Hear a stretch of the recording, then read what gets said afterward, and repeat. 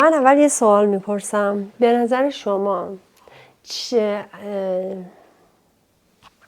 چه چیزی، من میخوام از زاویه نگاه خودم در موردش صحبت کنیم، زاویه نگاه یوگا، چه چیزی باعث میشه که شما از هم دور، یعنی دو نفر آدم از هم دور یا به هم نزدیک میشن؟ وقتی با هم اصلا حرف نمیزنیم و اینا سر یه موضوعی که ناراحتم حرف نمیزنم خیلی ازش دور میشم و تا حرف نزنم و چون شروع کننده هم نیستم تو مثلا خودش نیاد حرف نزنیم مشکل رو حل نکنیم مثلا اون تو هم حل نمیشه. آفرین. شما چی؟ نظرم کم توجهی باعث میشه که اصلا آفرین.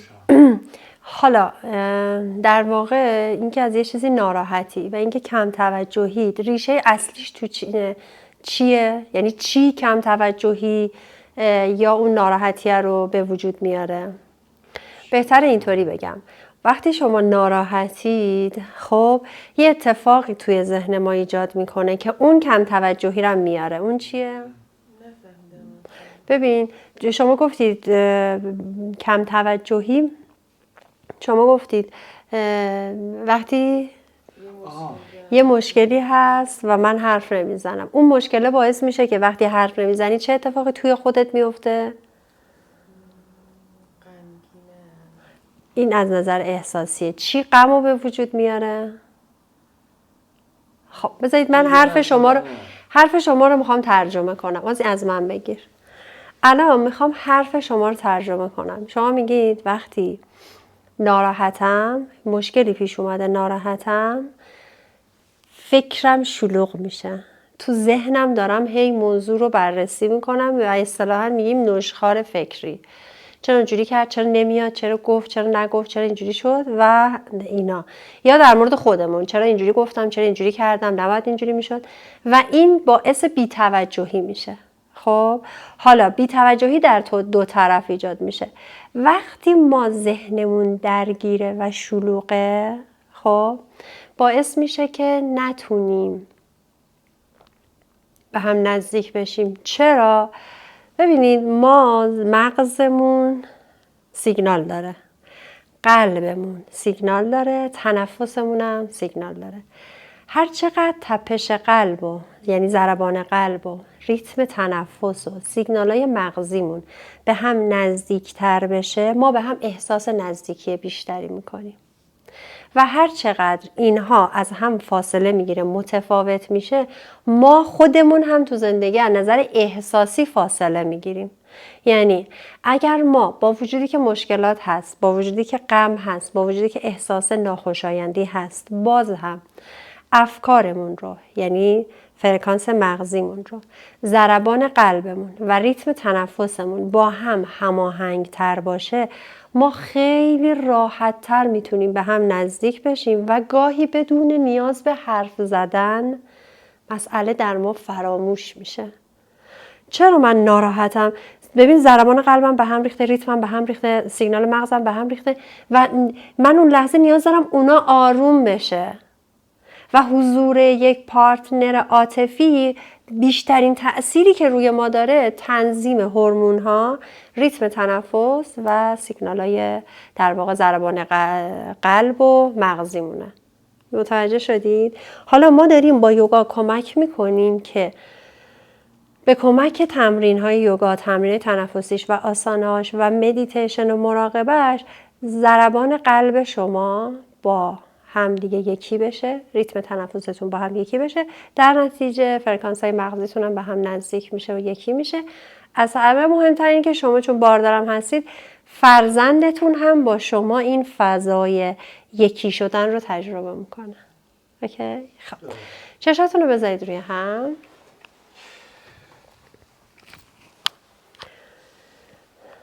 الان همه توجهت فقط به خودت باشه. دستت رو به بالا باشه، کف دست. بذار سر زانوت. جفتتون. حالا کف دست رو به بالا باشه. حالا من تأکیدی به اینکه انگشت‌ها رو مود بگیریم ندارم. اگه خودتون دوست دارید و معنیشو میدونید بگیرید. اگر نه کف دستا فقط باز باشه. پشت صاف دنبالچتون رو آزاد کنید. یعنی قشنگ با دستتون بکشید کپراتون رو بکشید بیرون که دنبالچه کامل با زمین در تماس باشه. بدم و بازدمت آگاه باش به اینجا، این لحظه و اکنون که تنها لحظه زندگی توه. توی تمرین مراقبه‌ای که الان داریم من اصلا نیاز ندارم که ذهنتون رو بگم اینجا باشه، فکر نکنید، ذهن نپره اصلا. شما فقط به صدای من گوش کنید و نیت کنید که همراه بشید با صدای من. کاری نداشته باشید ذهنتون پرید، رفتم یه جایی دیگه، نمیدونم به چیزای دیگه فکر کردم. مهم نیست. مهم نیتیه که میخوای همراه بشی با صدای من.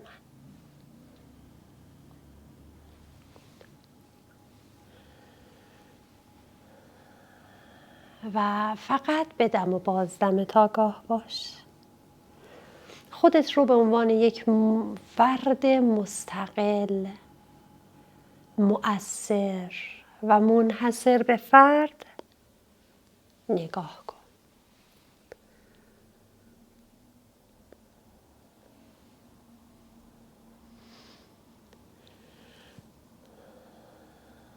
خودت رو به عنوان یک فرد مستقل، مؤثر و منحصر به فرد. حالا آگاه شو به بدنت. بدنت رو همسو کن با خودت. یعنی تو این تمرین الان میخوایم بدن رو بهش بگیم چطور باشه. یعنی در واقع من میخوام بدنم رو مدیریت کنم.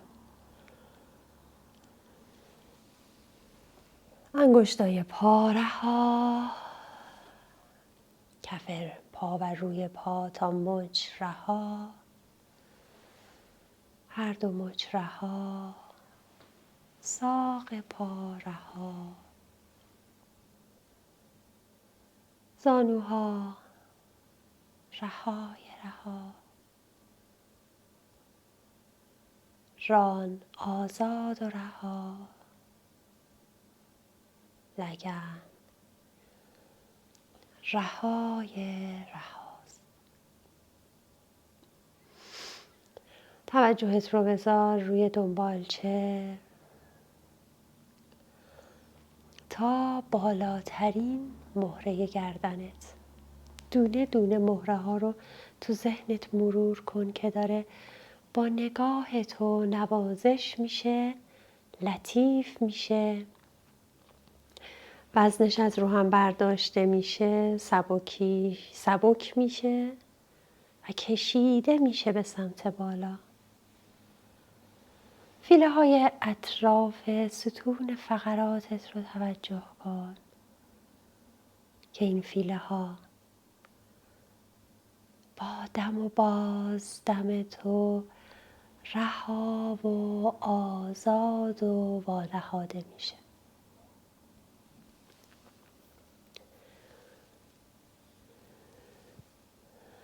سرشونه های ما جاییه که بارهای مسئولیت هامون اونجا جمع میشه. مثل یک کوله پشتی که میندازیم روی دوشمون. مثل یه بچه که وقتی میره مدرسه با کوله پشتی میره. خب اون کوله پشتی برای مدرسه خوبه ولی وقتی میاد خونه بر میداره.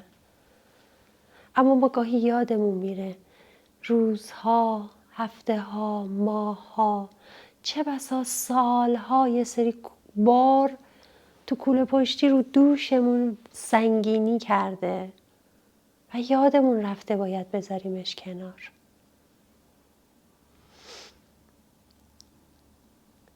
الان تصمیم بگیر سنگینی های اضافه را از رو دوشت برداری. توی این لحظه هیچ مسئولیتی مهمتر از این که به خودت توجه کنی نداری. پس هر چی بار اضافه غیر از این هست رو کنار بذار سرشونه هات آزاد و رها بشه.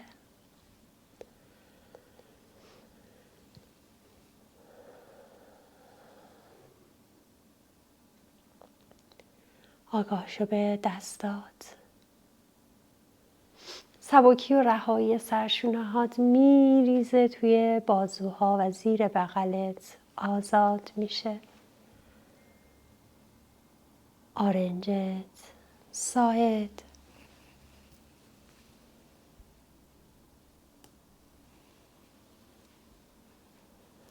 مچ دست، کف دست و انگشتای دست رها میشه.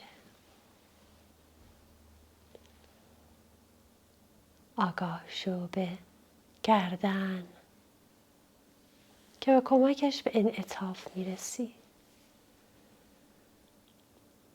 به دور گوش، پوست سر، پیشونی. پیشونیت از هم باز کن، بین دو ابرو باز بشه، ابروهات رها بشه. دور چشم، روی گونه هات، دور لب، زبان توی دهانت نرم و لطیف. فک بالا و فک پایین رها. آب دهانت رو قورت بده و بذار از گلو وارد فضای قفسه سینه‌ات و ریه‌هات بشی و راحت جریان تنفست رو احساس کنی. دیافراگمت کاملا با دم و بازدم تو باز میشه با دم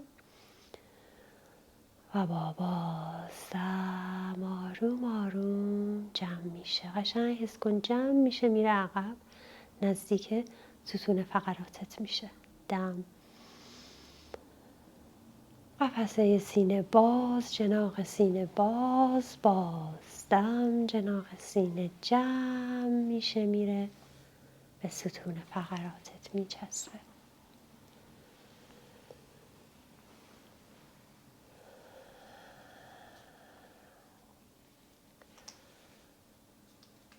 قلب تو خانه توست.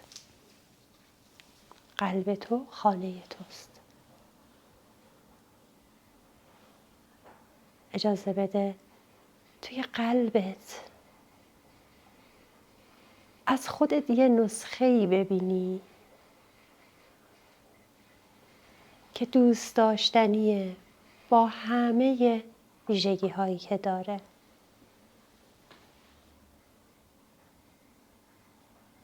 توی قلبت خودت رو ببین که چقدر دوست داشتنیه و دوستش داری.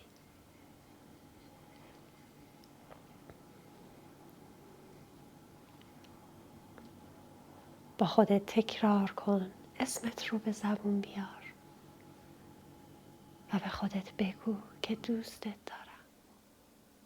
بذار پیام دوست داشتنت رو قلبت دریافت کنه. یعنی کاملا یک حسی رو تو قلبت از پیام عشق به خودت دریافت میکنی.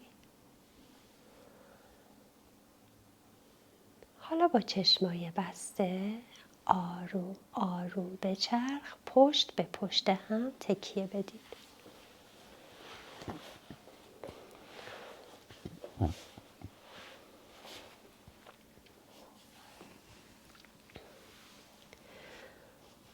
خب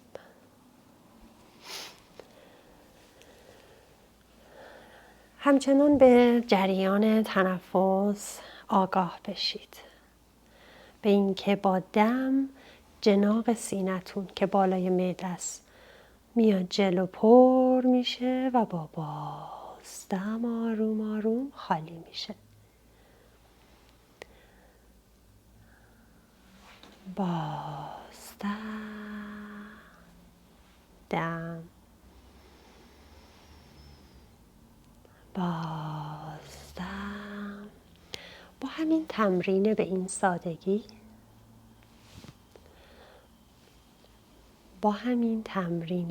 سادگی، داره ضربان قلب شما با هم هماهنگ میشه.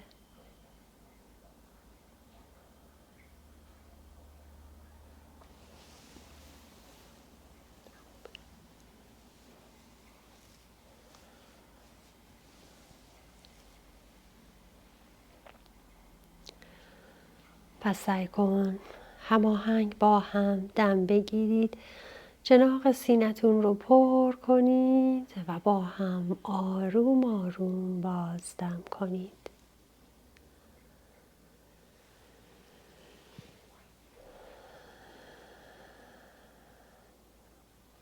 حالا آگاه بشید به پهلوهاتون از پشت کمرتون. با دم کمرتون رو پر کنید، بذارید با هم تماس پیدا کنه. هر وقت من گفتم دم رو شروع کنید، بازدم کنید جفتتون. دم، شکم رو پر کن جوری که کمراتون همدیگر رو پر کنه. بازدم.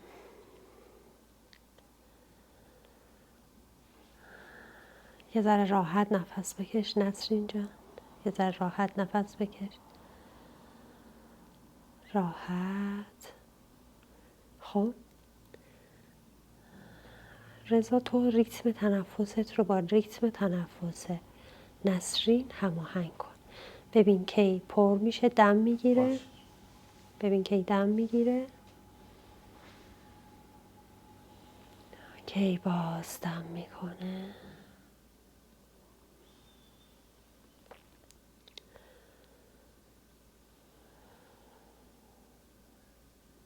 توجه کن.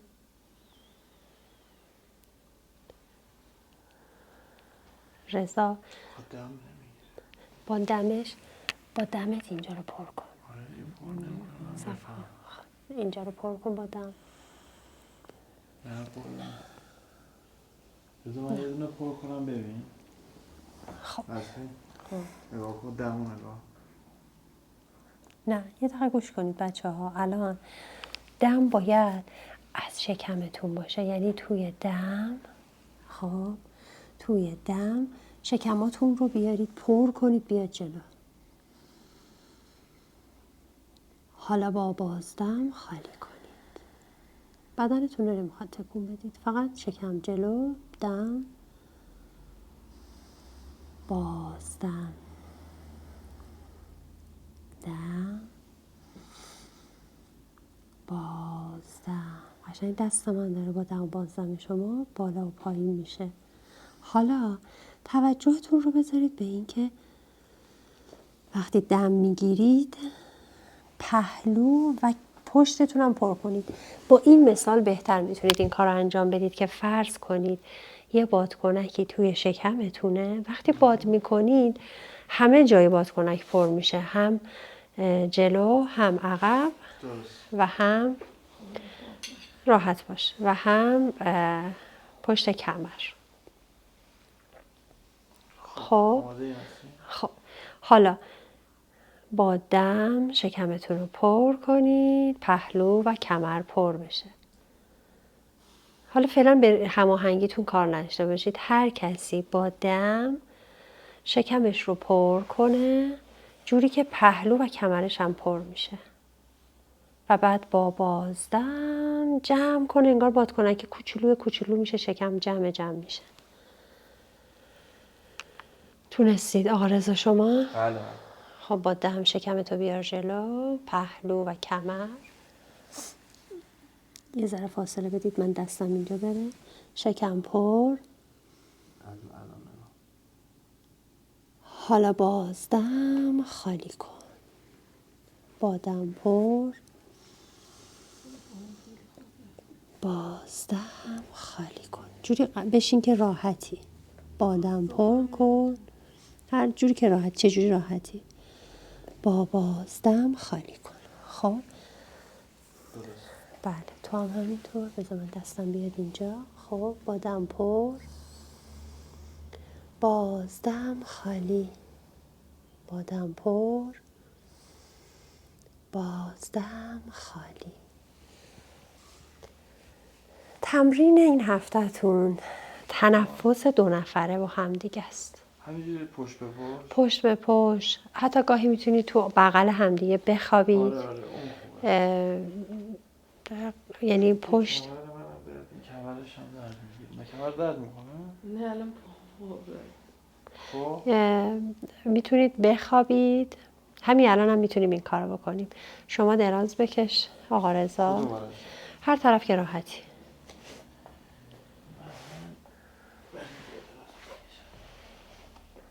اینجوری خوبه. دراز بکشید. میتونید هم اینوری دراز بکشید. سرتون رو بذارید اینور. اینور. اینور. زمان سرمو بذارم اینور. ببخشید. خواهش میکنم. حالا برگردید. یه ذره کمرتو استراحت بده. نسرین جان شما هم همین کناره رضا دراز بکش. سرت سمت رضا. فقط بیا اینورتر یکم. خب دراز بکش. هر جوری که راحتی دراز بکش. خب به سمت من بچرخ. دراز بکش. راحتی اینجوری. اصلا تاقا نمیتونم. خب دقیقا همین حالت رو میخوایم. حالا میخوام شما برگرد به سمت هر وقت که استراحت تمام شد. خب بیا قشنگ بچسبه. بیا جلو. بیا قشنگ. میخوام که کمرش رو لمس کنه شکمت. کاملا اینجا قرار بگیره که دم و بازدم رو با هم دیگه تجربه کنید. نمیشه. خب حالا تو کامل برگرد. کمر به کمر. کمر به کمر یعنی پشت به پشت. اونجوری راحتید. به نظرم منطقه تره. بخواه امتحان کنید. امتحان کنید الان. چیزی اذیتت میکنه رضا؟ این سرشونه ها الان درد گرفت یا کلا کمر درد داری؟ دیسک داری؟ آها. کجای کمرت دقیقا؟ موقع 3 و 4 و 5. و مثلا زیر نظر پزشکی جراحی شدی؟ نمیدونم دارو مصرف میکنی؟ پارگی دیسک دارم رعایت میکنم. فقط رعایت میکنید. خود یوگا رو اگر خوب انجام بدید خیلی کمکتون میکنه. انجام میدم ولی باید مراعاتش رو کنم. بله. خب مثل کمر چسبیدی؟ خوبه الان خانم شده؟ شما تنفس کنید ببینید چطوری. چی؟ نه بذار تمرین کنیم. اصلا الان فضای تمرینی اصلا دنبال چیز خاصی نمیگردیم. ما میخوایم کمک بشیم بر اینکه بتونیم هماهنگ با هم دیگه تنفس کنیم. اوکی؟ دم بگیر. الان تنفست رو رها کن و فقط با ریتم تنفس خودت تنفس انجام بده. کاری به پارتنرت نداشته باش. خب؟ ولی ریتم تنفست درست باشه. یعنی شکمت، پهلوت و کمرت رو با تنفس پر کن. همین تمرین رضا برای دیسک کمرت عالیه. چون تقویت میکنه عضله های کمرت رو. با دم شکم، پهلو و کمرت رو پر کن و با بازدم خالیش کن. کاری به هم نداشته باشید. هر کدومتون منفرد با دم شکم، پهلو و کمر رو پر کنید و با بازدم خالیش کنید. چند دقیقه من میخوام ساکت بشم تا تو با دم و بازدمت کار رو انجام بدی.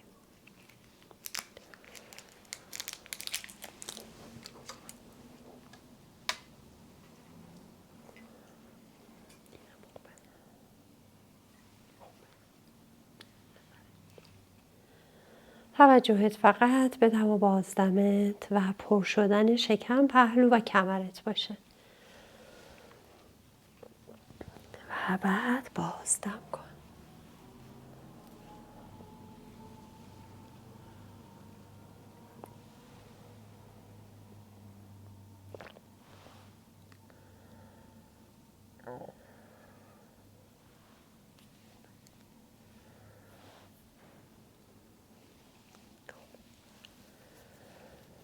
دم، شکم پر، پهلو پر، کمر پر، بازدم. همشون خالی بشه، شکمت قشنگ جمع شه توی نقطه. من حرکت شکمتون رو بتونم ببینم که قشنگ داره پر میشه و خالی میشه.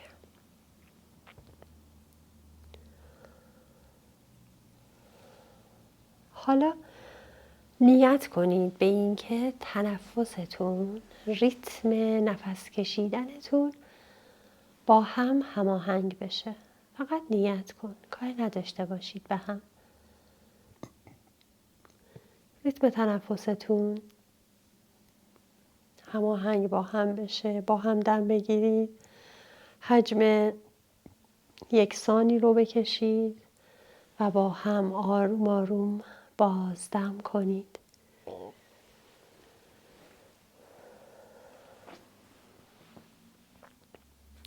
تو همین لحظه که داری به دم و بازدم همسو و هماهنگ فکر میکنی، یک ویژگی مثبت از پارتنرت رو به یاد بیار.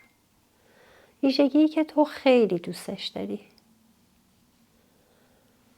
ویژگی که برای تو خیلی خوشاینده.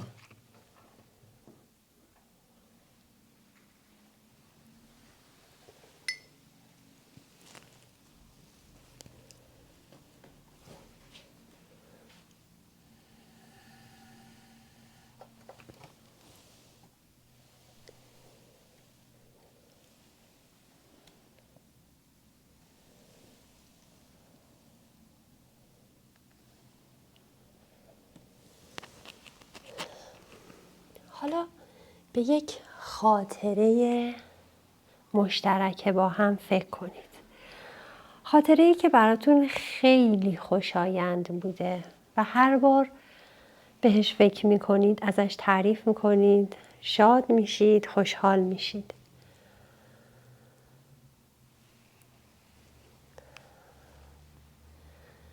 خاطره‌ای که شاید دوست داشته باشید دوباره تکرار بشه.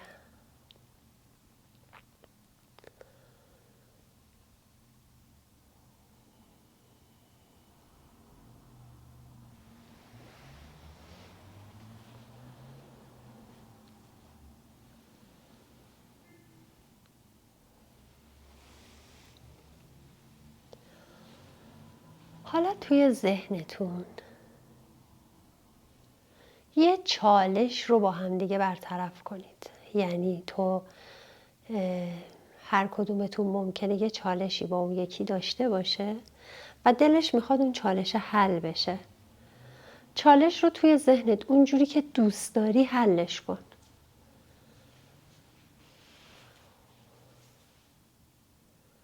چالش رو توی ذهنت اونجور که دوست داری حلش کن.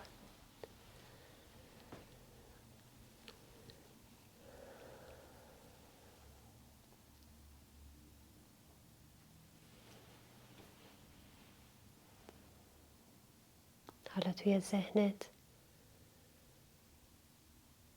تصور کن که از قلب تو قلب‌های حبابی صورتی فرستاده میشه به قلب پارتنرت. روش پیام عشق رو نوشتی.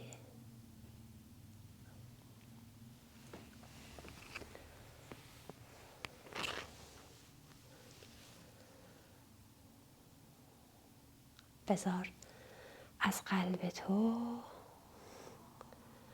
حباب‌های صورتی حاوی پیام عشق تو به قلب پارتنرت بره.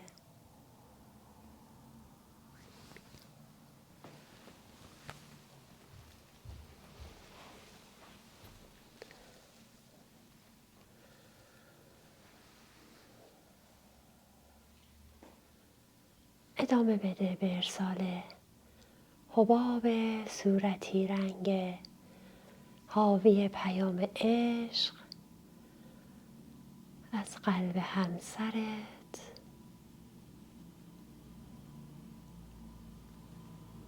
به قلب از قلب خودت به قلب پارتنرت.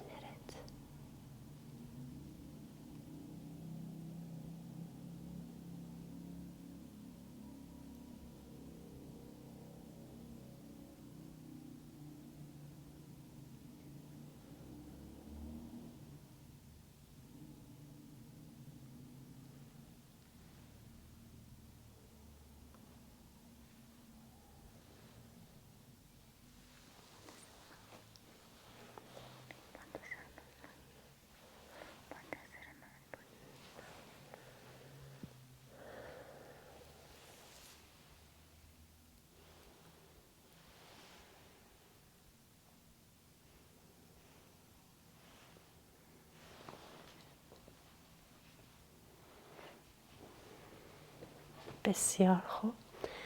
رضا آروم برگرد سمت نسرین. آروم آروم برو به سمت نسرین. اگر پهلوش اذیت میشه دستت رو روی بازوش بذار.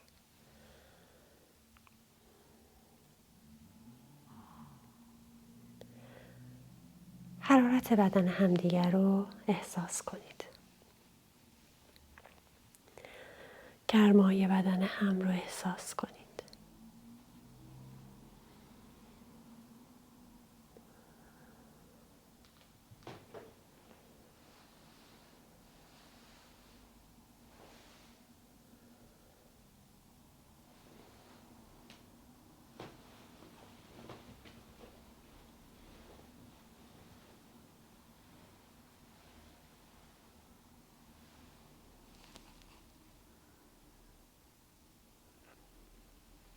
حالا آروم با چشمای بسته بلند شید بنشینید.